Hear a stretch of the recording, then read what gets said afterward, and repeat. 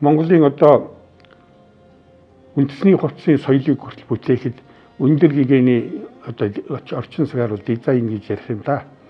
Энэ Монгол одоо шовгор малгайн түүх нөгөө улаан залаатай, улаан бүчтэй. За тэгээд одоо лам нарын шанан малгай гэдэг энэ олон энэ хувцсны одоо анхдагч их загварыг бол өндөр гэгээн зохиосон. Энэ над юу санагдуулдгүй гэхээр одоо нөгөө Ром хотод байдаг одоо Ватиканы сүм хийд бол одоо Ватиканы одоо сүм хийдийн хамгаалагч нарын тэр хувцсны дизайныг бол Микеланжело зохиосон гэж өнөө хүртэл хэвээр байдаг. Яг энэ адилхан манай өндөр гэгээн бол бас Монголын үндэсний хувцсны их загваруудыг зохиосон ийм уламжлалтай. Тэгэхээр энэ хүнд бол олон ийм эрдэм чадал байна.